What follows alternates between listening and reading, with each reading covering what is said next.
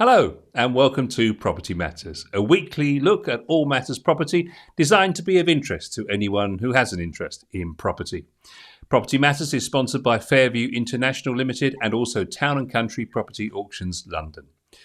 We've got plenty to discuss, and as always, we'd love you to be part of the conversation, so please add your comments in the comments section below, wherever you're watching this video today. And of course, please don't forget to like the page or subscribe, depending on whether you're with us on YouTube or Facebook. And if you'd like to get in touch, we have an email address. It's propertymatterstv@gmail.com. Joining us as always, our resident property expert. Welcome, Joe Joshi. We have a guest with us today, Joe. Good morning, Paul. Yes, a long-awaited guest, actually. I've been wanting to get Russell to join us on our programme for a number of months, but he's an incredibly busy man. Probably, trying to pin him down is hard. So we're very, very delighted to have Russell on board with us. Russell heads a network that I'm a member of. We are a member of the Asian Jewish Network.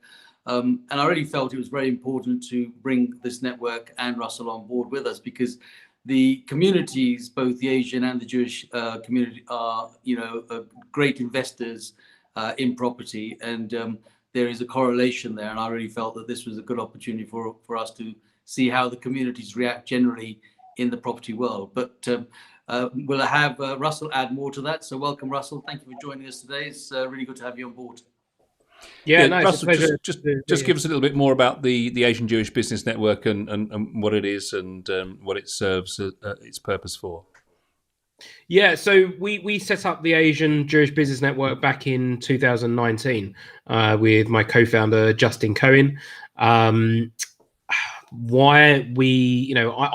personally believe that there was a gap in the market for a network, and this was before we even introduced the Asian and Jewish element, for corporate, SME senior professionals to get into the room and network. And networking is a very saturated market anyway. We know that, and I was very much aware of how saturated it was, and we felt that we needed something niche to something saturated, which is where they bring in the two communities, the Asian and Jewish, that two communities that punch way above their weight in business together.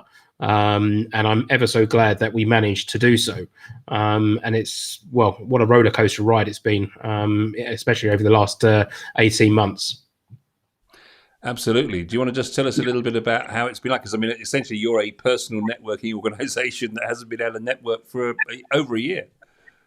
Well, no, you say that. We've actually been networking constantly. If anything, I think, the lockdown has actually encouraged us, and not just me and my team, but it's encouraged every business to network a lot harder than, perhaps they might have done before. I've met people that have networked now over the last year that had never done it before, because they're unable to go out to meetings. So they've had to use things like LinkedIn, use their network a lot stronger and push a lot harder.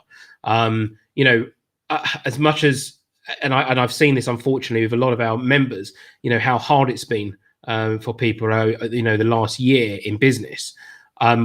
We actually had a pretty decent year. From the beginning of March, for our members club specifically, we had about 28, 29 company members at that point, ready to have our first a members event in March of last year, which obviously we had to postpone, not realizing how long this would actually go on for. But as of today, due to the networking continuing, due to things like Zooms and so on, which we do, we've now got 78 company members. So we've grown regardless of any face-to-face. And we've managed to do a lot of things. I think it's given us time to do things that maybe ordinarily that we wouldn't have had the time to do before, because planning an event, as you're probably aware, that planning an event, it's very time consuming. It's not that easy just sort of getting a room and getting everybody in it. It's all the logistics behind it. And we've managed to do lots of things. Magazine that came out recently, which is the AJBN magazine, you can see it there. I can discuss that a little bit later, but we've created a brand, and it's given us the chance to sort of go outside of our area and manage to work with some amazing companies with some amazing people, and the support that we've had has been phenomenal. And as Joe was alluding to a moment ago, by nature of the Jewish and Asian communities, property is very much at the heart. So a lot of property professionals, professional people, lawyers, that sort of thing are members of the group, I would imagine. Yeah, so we've got a variety of professional industries, and the property one is probably up there the highest. You know, whether it be property developers or investors, you know, lenders, mortgage advisors, auctioneers, and we mentioned, you know, law firms as well.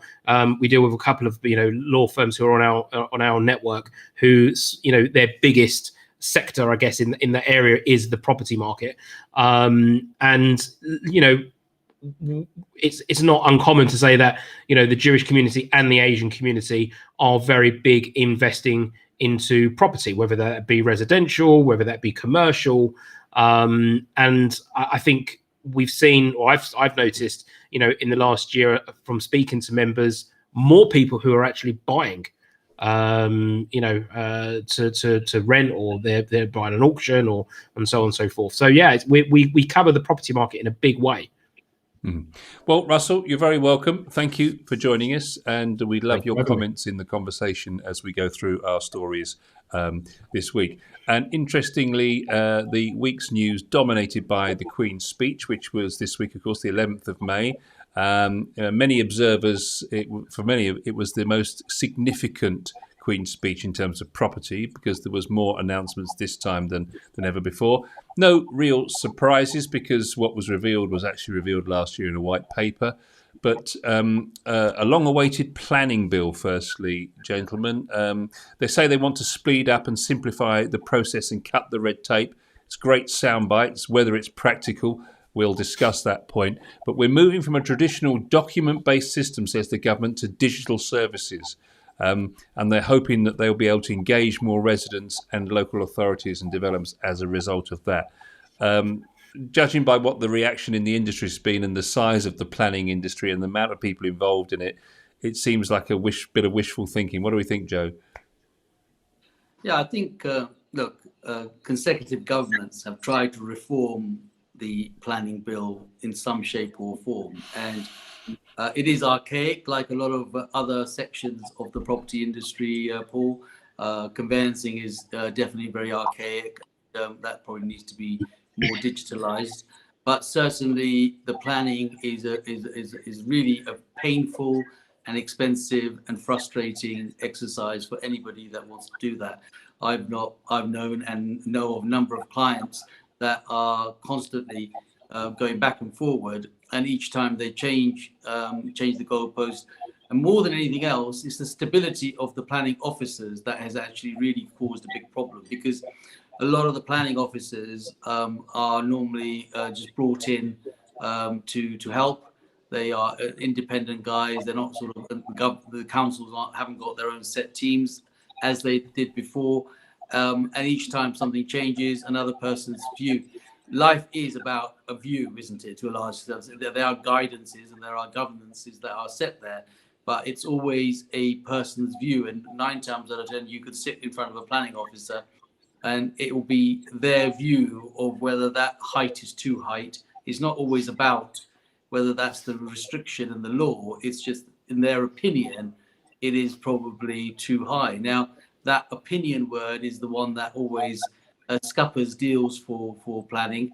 And then you go away and then you try and appease the opinion of the planning officer, only to find that the next time the next planning officer is changed because this one was now seconded to some other places. So it's a really, really horrible place to be. People think it's easy. I've had loads of people who say, I can do that. And it's not until they actually get into it, they realize that maybe, it is left to somebody else, because by the time it costs, the various fees, the various consultation costs, and the frustration, and of course, the design aspect that comes in from their planning consultants and architects, and their cost of continuing to make those changes. So it does need a reform. I'm not quite sure how the digital is going to actually make it any faster than it is, because it's still a body or a person at the end of it that is going to be still making those ultimate decisions. The question, I suppose, really is that will that be farmed out to lots of people and lots of planners that they might have sitting at home in various locations or throughout the country? And then the problem comes, it's a countrywide. Now, I can tell you in the area that we are live, people compare certain towns by other towns, but they don't have the same niches of those towns. For example, places, they'll say, oh, in the north, this particular concept worked. So that's where we're all going for, and that's the way it's going to be. But it doesn't always work down south. So, and it's all about opinions of those planners. So I think that this thing about the digital reform that potentially will happen is we're going to have planners or consultants for the council sitting in other parts of the country who take a view and opinion based on their experience and knowledge of the areas that they might be living in, and trying to sort of put that into an area that you're working in. So I think that could be quite frustrating. I might be completely wrong, but I think working as a layman, those things. So the reality is that the quicker that they can make this thing, the reform work better, is to actually employ full-time planning officers for their local communities who actually live and work in that local community, who understand the frustration. Otherwise, I think it's just a tick in the box exercise that we're going to end up doing, that we've gone digital, but I don't think the time. I mean, the average application, Paul, is 8 weeks before you get heard. And then if it's not going to be, they recommend you withdraw it or it gets refused. Well, most people have to withdraw it because they don't want a refusal on it. And then it's another 8 weeks in again. So, and before you know it, you've done half a year just going back and forward. So it is challenging. Yeah, they did state this week that a standard housing development to go through the entire planning process takes 5 years, which is extraordinary. And Russell, you can't help but wonder whether there's some kind of political point scoring going on here, bearing in mind that we're trying to win the glorious north, and there's prices rising and demand for properties in the north is on the up, and we're going to make it easier for builders to build, and one wonders whether there's another agenda here, perhaps being cynical. I think I think there is. I think if we look into it, I think to speed things up. I think what's happened over the last 14 months or so with the property market, the economy generally, and obviously the property plays a huge part in the economy. We do need speed. We do need to get things moving faster. But I also think there's an employment issue there as well, because obviously and I think it's to touch on what Joe said, to make things happen faster, to make things, to bring the speed up. Obviously, they're going to need to employ some full-time, more full-time staff as well. So there is an element of, employment, which is obviously a positive, because there's been a number of job losses over the last year or so, and I think there's going to be a lot more. I hope I'm wrong, but let's face reality. But I think to ensure that obviously we bring the economy back up and make it, as strong as ever. I mean, since shops have opened, how strong the economy has been since then, and since we've been getting back to some form of normality, we do need to make sure that that they bring this speed up. And it's not just in the property market; it's generally, it's across the board. We need to bring up the speed. And in terms of things, property up in North, I know a few people that have unfortunately been unable to buy a property, and they're renting at the moment, but unable to buy a property due to deposits. In where I am in North London, and what they've done is they've invested the money into property up north because it's more affordable. They've got the deposit for that. Yeah, and it does seem that there is some potential for dither and delay in the government's work here. The other thing, Joe, on this is the fact that there is concern, of course, that in railroading, some would say, some planning decisions through, for example, hospitals, schools, and so on, will get automatic approval. The NIMBYs won't be able to be heard, and they're up in arms about the fact that the local residents, although they're trying to say that they want to engage them more, local residents will have less ability to object. I think that, Paul, what happens is that you do get some busybodies who actually don't really appreciate what is going to happen. It's just that they have to say that I have to object, and they don't look at it logically. And we see that time and time again. And when it's settled and done, and it sort of sits within the right sort of environment, they're gone away. It's just that, unfortunately, they have the right. We all have the right to stand up and say our piece about what is right and what is wrong. And sometimes it's not logical. It's just it's the sheep process. If all our neighbours are doing the same thing, we better follow the same thing. It doesn't mean that you've got to. So every time somebody stands out, then we look at it. So now, when planning applications are made and people want to try and make some changes, those people are sometimes the biggest delay, because obviously we're trying to appease all the people around. And rightly so. I'm not saying it's wrong, but actually sometimes they don't even bother to go and look at the plans. They just think that I've got a letter through my door and I'm just going to object to it because it's that. And sometimes it's a personal thing. It's got nothing to do with planning at all. They just don't like the neighbour, or they just don't like the people across the road. And just because of that, they're going to say, no, I'm not going to do that. And those are not logical reasons for people to have not get their planning permission.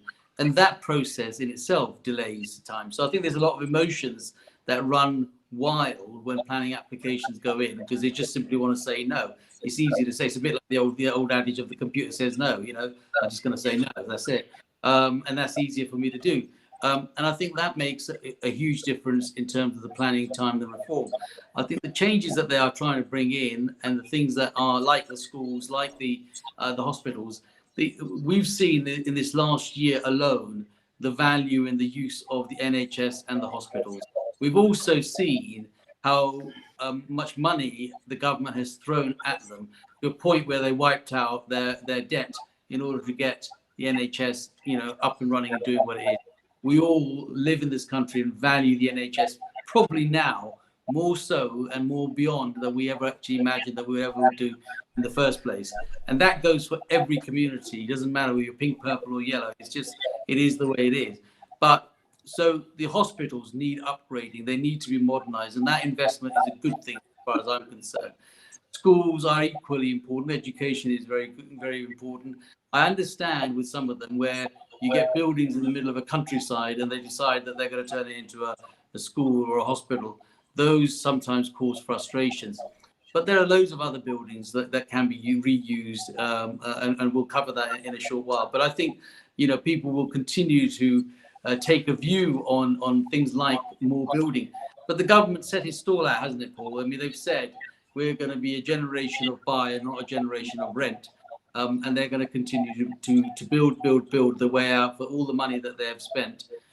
A point that Russell brought up, there are a lot of people from North London or just London or down the south have been actually starting to invest in the north, is a clear strategy that is working well for them, because, the amount of deposit that, I think we brought this up before, the saving on stamp duty on a property in the south is equivalent to the deposit required in the north. So it's kind of a no-brainer, really, to say to yourself, I'll tell you what, I'm going to save £15,000 or thereabouts on a stamp duty cost of over £500,000, or I'll buy something in the north and spend that £15,000, potentially my 95 or 90%, 10% deposit, and have no stamp duty and buy a property that is now increasing. And this is where I find that a lot of our communities, and I'm bringing Russell's network into this, see logical sense in trying to go forward. But then there's the rental market. Everybody's always said for the last year, the rental market is on its knees because tenants are stuck inside. The rental market is not going to pick up. The buy-to-lets are not going to pick up. And here we are now, back at saying the buy-to-let market is going to be picking up. Why is that? Because homes and property is the only solid form of investment, which I harp on about week in, week out, because it's the thing that you can touch, see, feel, and go, oh, that's mine. Even though 90% of it is mortgaged to maybe the Nationwide Building Society, the fact is you can still put a key through the front door, stand and go, oh yeah, this is my flat, this is my house. What can you do with things that you can't touch and see? The things that we have no bearing on, stock market, you've got to spend the whole day looking at the screen. Most people haven't got the patience. So I think in that sense, the reforms and the way they're thinking is definitely a positive way. I mean, I know it's funny you mention that. I mean, because sorry, just to jump in, but I was speaking with one of our members, property agent, maybe a couple of weeks ago now, and we were talking about the deposits, and if you're lucky to get a 5% deposit and and get granted to get 5%, and I know that, and I mentioned, so I said what me personally, and I think I've heard from a few times I'm right and wrong, and to get back onto the property market to where people want to buy, which brings in billions to the economy. I think they need to reintroduce the 0%, and for mortgages, which is very detrimental. But because obviously, if you look 100%, not 0%, sorry, 100% mortgages. Because I mean, if you look at what happened with like Northern Rock all those years ago, obviously it collapsed and so on and so forth, and it was a damaging process. But I think if they had something behind it to ensure that families because even families who are bringing in 60,000-70,000 pounds, even 80,000 pounds between them, they still can't get a mortgage. And the rental market is just crazy. If you're living in London or North London or East London, even, it's very, very expensive. And I think they need to. I think there should be some. Bringing the 5% is great, but you still have to have that 5%. If you put a house in North London, which we're looking 3-bedroom, average 400 grand, maybe, maybe more. Yeah. There is another point here to bring into this. Of course, all this reform sounds great, but of course, the one thing that people have pointed out is there's no incentives or any kind of curbs to ensure that there's plenty of house building going on in the areas that are affordable. So that, for example, Russell's point about because of the cost of the land, etc., and therefore the retail value of a place, builders are looking, because they're commercial entities, they're private entities, they're looking for the best possible plots to get the best return. They're not interested in building in inner city areas and building in places where they're going to build small one-beds and studio flats and so on. They're looking for the prime pieces of land in the southeast and the richer parts of London, where they can get a better return on their investment. So there's no incentive in there for the builders to build in the right places to give those affordable homes that Russell's talking about. Yes, the problem with that affordable home and the builders' incentive is that when they're building in the south, they've got these set criteria, Paul, where they are allowed to build a certain number without then having to pay either a percentage or give a percentage to the housing association. Maybe 30% over a limit. So let's say hypothetically in London, they might say that you can build 6 dwellings or 4 dwellings. I think it might be as low as 4 now, or maybe 6 dwellings.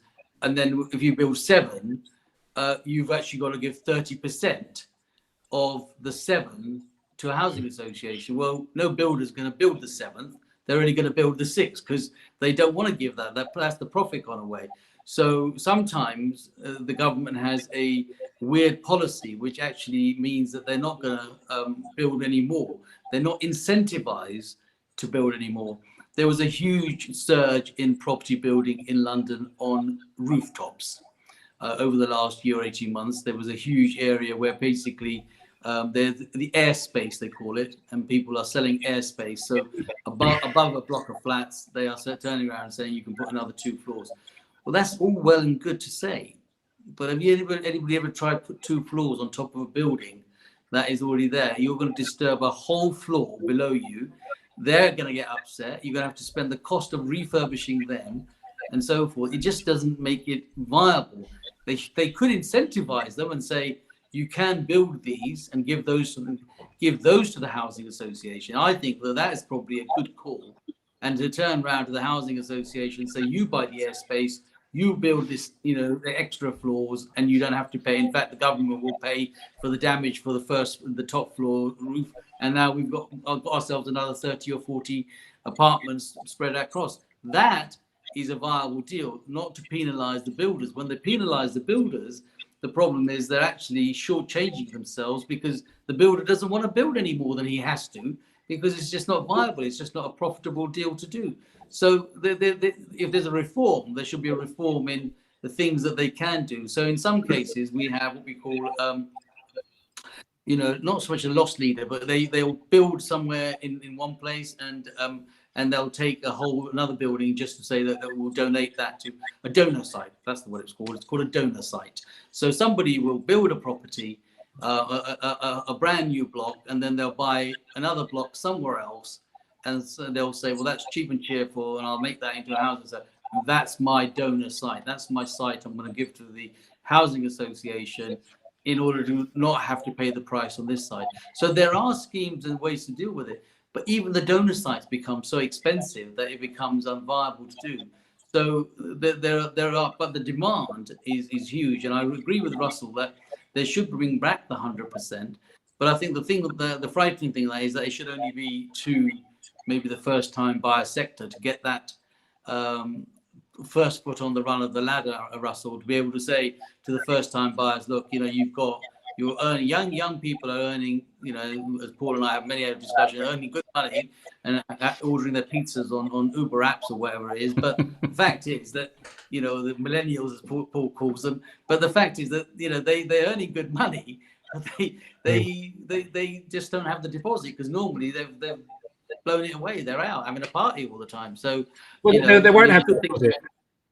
To have a deposit, they won't have the deposit. If you're looking at the average, 30-year-old or early 30s, married, you're talking a huge deposit. Obviously everything's relevant. So if you're up north, and obviously you'll pay your salaries, obviously is all relevant. But if you're in London or just on the outside of London, living costs now just generally is expensive. Travel costs, petrol, everything that goes out is expensive. Even having Sky on TV, is 60, 70 quid a month. If you've got kids, it's expensive. You've got nursery, it's expensive. There's all these costs. I think from speaking to a lot of people, and I think I spoke to this with Paul earlier, unless you've got the bank of mum and dad, if you've got the bank of mum and dad who can give you that deposit, or even loan you that deposit, things might be a bit easier. But generally, the cost of living is so high at the moment, it's very, very hard to save. Or it's just going to take, if you do, it's just going to take many, many years. I think there's very little. He's just expanded the network, hasn't he? To up to Hanger Lane now, and then beyond for his congestion charges and his emission charges. So it's just another cost that's just been added on top. Of course. That's just ridiculous within itself. If you're lucky enough to working in an industry such as the NHS, for example, or where it's easy to find another job like you do in another city in another part of the country, I can't see any reason why you wouldn't, as I think it was Norman Tebbit said many years ago, get on your bike and go north. Although he was saying go south back in those days. But go north now and find somewhere where you could work in a similar job, say in a hospital or in a school, for example. Why wouldn't you want to go and start a new life somewhere, north of the Midlands, maybe, for example? I can't see any reason why you wouldn't. I had an interesting conversation with a chap recently on that subject, Paul, and it's quite. He's a delivery van chap. He just does nowadays because everything is online. So he's just picking up a load of parcels from here, there, and everywhere, and going out delivering. And he said to me very clearly, he said, my pay is the same for being a delivery driver down here as it is up north. So he said, I've decided to pack my bags and go to the north and do my deliveries there, but I can buy for 130 to 150,000 pounds a small estate in some parts of the country. And as I'm a delivery driver, he says, it doesn't matter where I live because I'm just going to go to do deliveries. And his lifestyle changes tremendously. So there are some bonuses and plus points when people look at it as far as the move are concerned. But I agree with Russell that in the South, it is just beyond affordability for any first-time buyer, anybody at the bottom or at the run of the ladder to try and even get their first toe onto it, let alone their foot onto the run, because it's an impossible task unless there was and is the support of Bank of Mum and Dad. because the deposits are very high, and whether even it's 100% or 95%. I know the government's trying hard to bring in the 95% and help them with the Help to Buy schemes that are being offered. So I can't knock them for not trying, but they maybe just need to go that extra mile and take it to 100%. Still saying. Also in the Queen's speech, just to wrap up this theme really, leasehold reform, which we talked about several times on the show, which really is just the abolition of ground rent legislation on leasehold properties, new leasehold properties. Many people think that should go further and include existing leasehold properties. I don't think we disagree with that, do we? No, I don't think so. I think at the end of the day, the leasehold properties have caused it. Of course, as you may or may not realize, that the whole creation of lease originally was ultimately to avoid paying tax. This is how it was originally set up. The good families never wanted to crystallize their assets, so they started to create a lease and kept the freehold. And that was its original birth right. And then it just became a way of life. And then somebody had a 999-year lease, and then it went down to, 150 to 125 to 99 years. And then it became a great opportunity for people to make money off the back of some unfortunate circumstances. And time, look at a year, 18 months has gone by. We've gone through the pandemic. Time has flown by. 25 years of a mortgage flies by, and all of a sudden it's because it's beyond and lower than the number of years a mortgage lender would actually lend on it. And then the freeholder decides that they can actually charge a premium to renew it. And that's another cost that has to be added. And they're not generally small. I mean, it could be anything between 15 and 30,000 pounds. And in London, it could be anything between 100 to £500,000 just to renew a lease if it's gone down so low.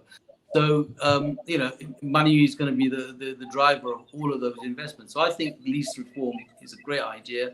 I think it's important that it is done, and certainly as leases renew, they should automatically make it standard that the new law is the law that it should be. There's rental reform on the way as well. We didn't hear much in the Queen's speech about that. We just understood that there was going to be a white paper in the autumn. I think a lot of landlords and letting agents were rather hoping that the Section 21 notices were going to be kicked into the long grass, or the cancellation of them was going to be kicked into the long grass, but it looks like they're determined to go on with that. And I wonder if the government's going to have a problem here, both of you, in the sense that it's trying to encourage the commerce of house building and get landlords more profitable and get builders to build, but at the same time giving all the rights to the tenant who's in the property. Can they do both at the same time? It seems like they might, in doing one for one, they're going to harm the other, and vice versa. I personally think it's going to be like a trial and error, isn't it? It's going to be a sort of almost like a catch-22 on this as well. I mean, there's a need, but there's a risk as well. And I guess, Joe would probably be able to answer it much more clearly than I. But there's definitely, as I said, there's definitely a need and there's definitely a risk. Yeah, so the problem is, Russell, with this whole process at the moment, and we're living in it right now as I sit and speak with you. We're living in this situation where the government has driven the situation about vacation. Now, a couple of days ago, it was announced that bailiffs can start knocking on doors as of the 1st of June. Now, for the last 6 months, a year, some people have taken the liberty of not paying their rent or their mortgages or whatever that might be. And the government has driven that by saying you can't make these people homeless. I understand that, because at the end of the day, if they are made homeless, they're going to be knocking on the government's door to say rehouse us. The government's already had a huge problem trying to sort out COVID, let alone have loads of more homeless people added to their list of wanting to be home. So they created that. So the landlord has been suffering quite a lot because some people haven't paid their rents and so forth, and they're excited that this time is now coming and they can kick them out. And so in that time, the landlords have got frustrated and thought, to hell with it, I never want to do this again, because I'm having to dig into my own pocket to cover somebody else's. Someone else is living in cost and style, and they're still sitting at home and they're not paying my rent.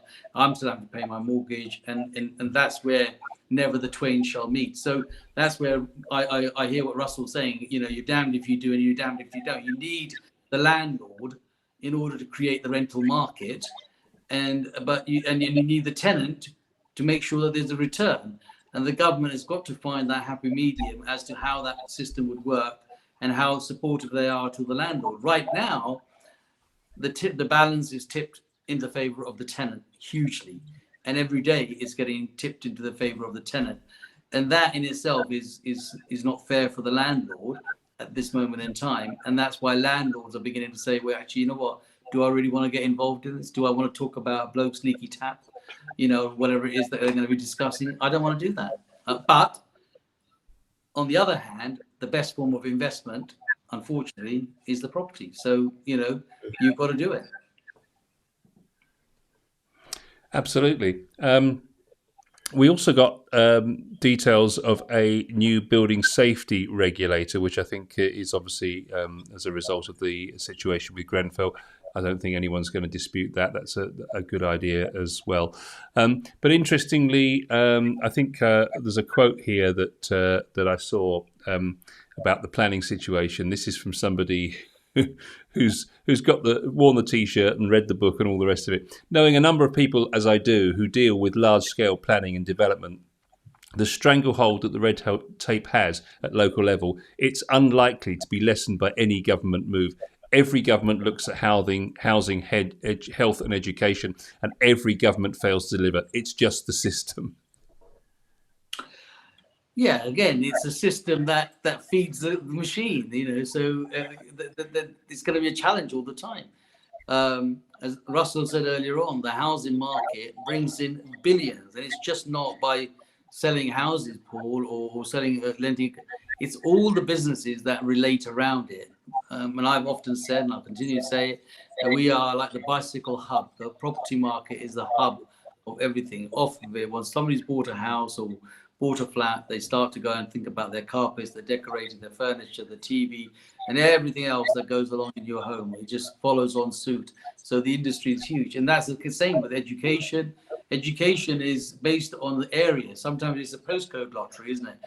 People want to put their kids into grammar schools, and then only certain areas have the grammar school. They may not have the best residential, but they happen to have all the grammar schools in there that are performing. On the other side, there is, wherever the right price. So education work and property is going to be, and they're never going to get it right, but they also know it's the only one that brings in most of the coffers. Russell, you think the government's got it about right, or would you do something differently if you were Boris? That's a question, isn't it? Would I do something different? So lots probably I would do different. 100% mortgages for a start. 100%. I would lead with that. Yeah. Who knows? I think it's almost like filling a bucket with the bottom of it cut out. Really, isn't it? It's always going to be a challenge. I think whatever the government do, it's never going to be enough. I think whatever laws are put into place, it's never going to be enough. Whatever money's piled in to whether it be housing or education or the NHS, etc., it's still not enough. And I think it's just something that's just going to be reoccurring, every year. And you're going to have two sides of the government, arguing their case is better than the others, where realistically, even if they have the power to do it, do they actually do it? Not really. There's no point in voting because whoever you vote for, the government always gets in. Yeah, very true. Very true. Here's an interesting one for you. Some research done this week with Keller Williams. They've basically gone and looked at the 38 retail chains that have gone bust in the last year. They've looked at all the property in their portfolios of those 38 brands that are left vacant. And they've estimated the potential square footage, and they've come up with the fact that they reckon they could build just under 25,000 homes with a retail value of 7.4 billion quid. And why don't we get on and do it? Interesting thought. What do we think?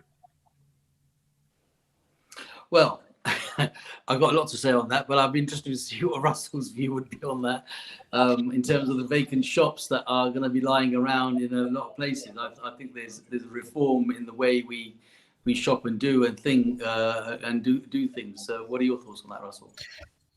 Look, I think, first of all, I think it makes sense. Let's face it, there is a need. When you're walking around a high street, even where I am now in Edgware, and you see, a lot of the shops closed, and I'm not talking about the department stores, but nevertheless, shops closed. It's not a nice thing to see when you see shops closed and they've just been laid empty and dormant for months and years.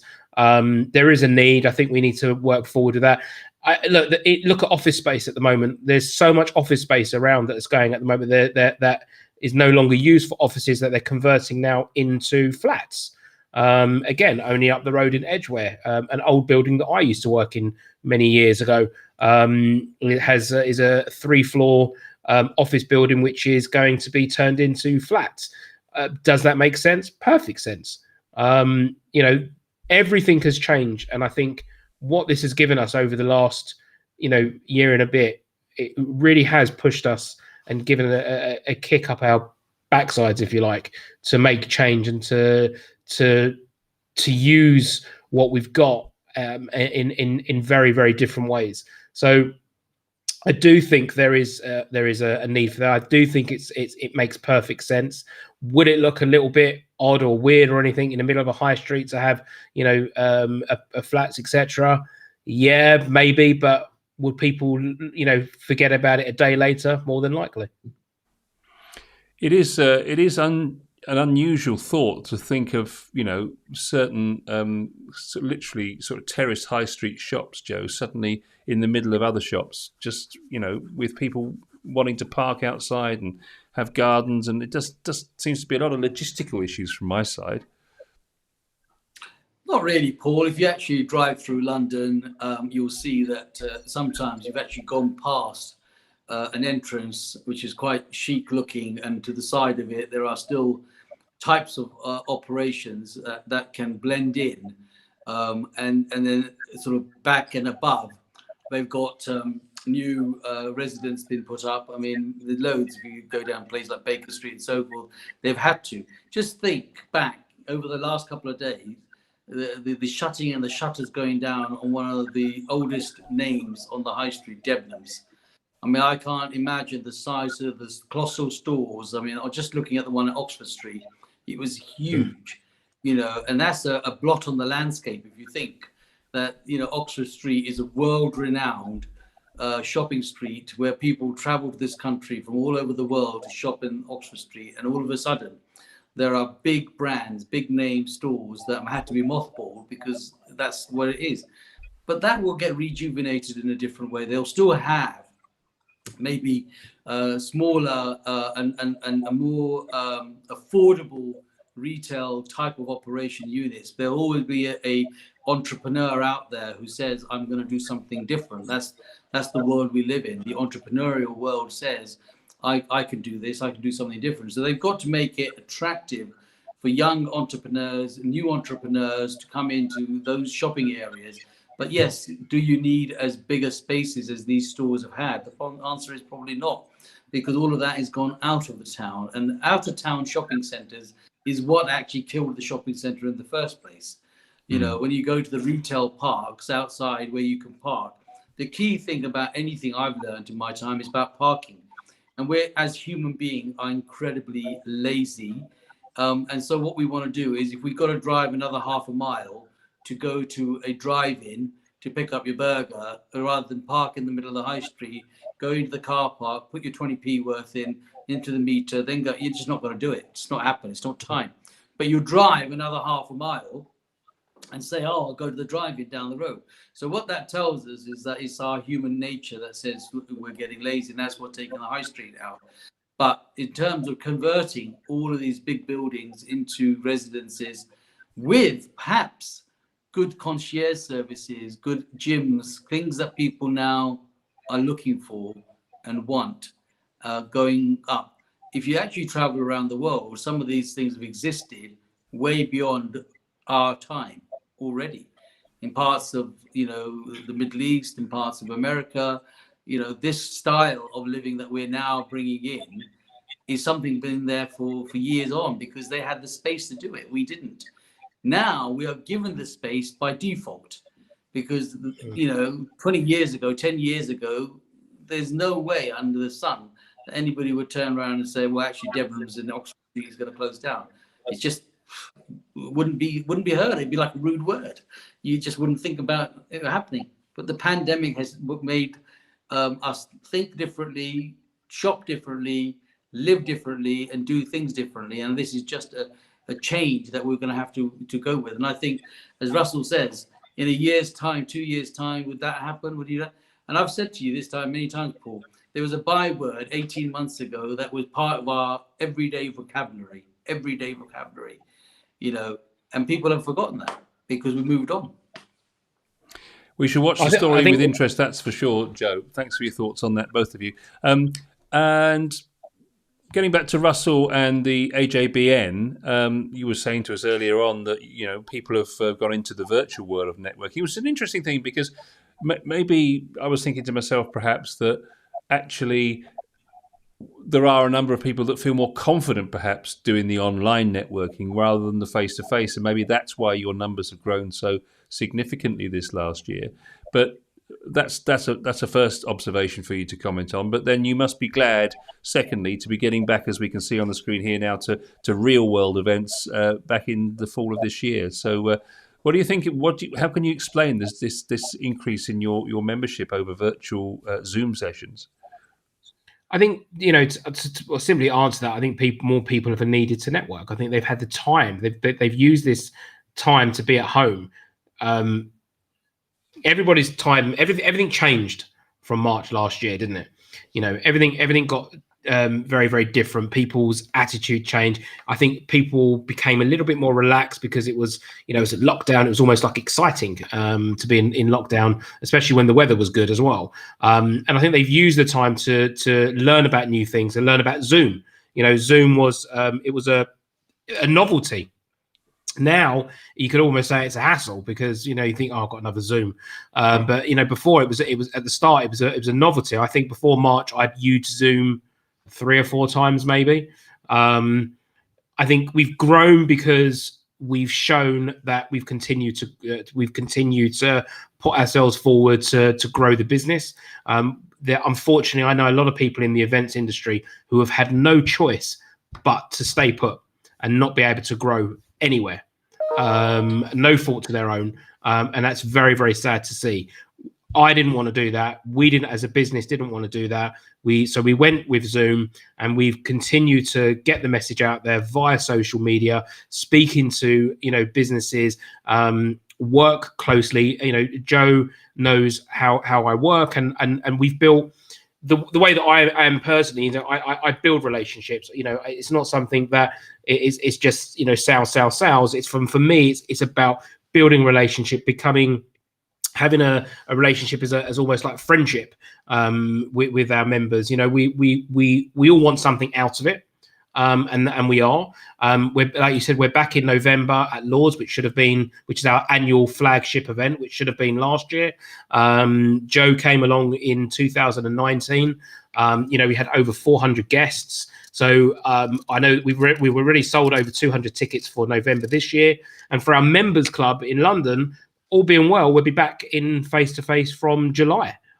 We're just waiting for a few legislations to come through and some guidance, but we should be back face-to-face. And, well, I'd say no more Zooms. We might continue to do a Zoom here and there, but, the Zooms will be behind us and the face-to-face will be the new trend. So what are the benefits of joining the network then, Russell? Very simple.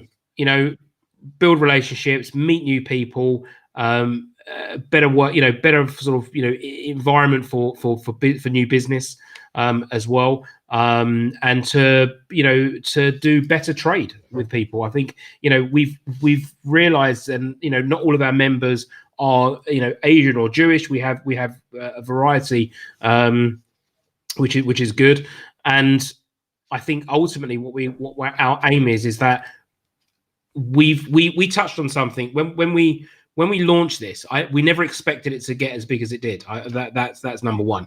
We never envisioned it to be as big as it is. We've got some plans going forward that to do other things over and above sort of just the network. The network is our core, it's our bread and butter. But we have got some other things going forward. But it's so important to show that two communities that can work with each other and have done for so many years, work with each other so well, and to continue that. We've suffered a lot, all of us, over the last year and a half, whether it be business or a loss from a loved one. And I think we all have our different ways of doing stuff. And I've said this before to many people, the one thing that we can actually share and the one thing that we've got in common is what we've been for over the last year and a half. And then that would, that would never come up again. And in a way, let's hope that doesn't. But we've shared something in common. And then now it's almost like the normal when you pick up a phone or you start a conversation on Zoom is, how's it been for you? How's business going at the moment? It's things have changed. We do have short memories. So once, as of next week, when things really do go back, and in June, when everything, all being well, is lifted, do we forget what happened, the week before and go back to normal?